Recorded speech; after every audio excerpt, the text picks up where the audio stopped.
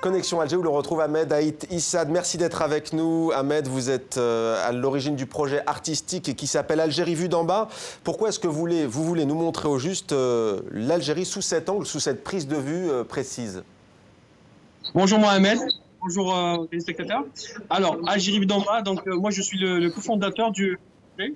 On est deux derrière ce projet. Ça a commencé vraiment par raconter notre quotidien à deux. Et puis les gens ont aimé, donc on a vraiment voulu partager ça avec un plus grand nombre. Donc Algérie vue d'en bas, c'est vraiment beaucoup l'ont déjà compris. Donc Algérie vue d'en haut, Yann Arthus Bertrand. Nous, c'est vraiment une contre-lecture de Yann Arthus Bertrand qui montre cette magnifique Algérie, très esthétique. C'est un projet que j'adore. Mais nous, on a voulu vraiment montrer l'Algérie de tous les jours, du quotidien, qui est belle aussi et qui est des fois moins belle, mais voilà, c'est la vraie Algérie. Alors, des scènes de la vie quotidienne, Ahmed, dans quelle ville au juste? On imagine Alger, la capitale, mais pas seulement, hein. Pas seulement. Ça a commencé à Alger parce que je vis à Alger, en fait. Ouais. Mais avec le temps, donc, j'ai voyagé dans d'autres villes d'Algérie, Oran, Tizi Ouzou, Biskra.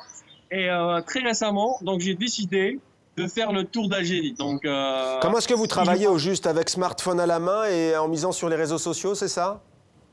Exactement. Donc, en fait, j'avais commencé à l'époque d'utiliser mon appareil photo, mais j'ai trouvé que le smartphone était beaucoup plus adapté pour capturer des moments. Des fois, on peut pas utiliser toujours l'appareil photo.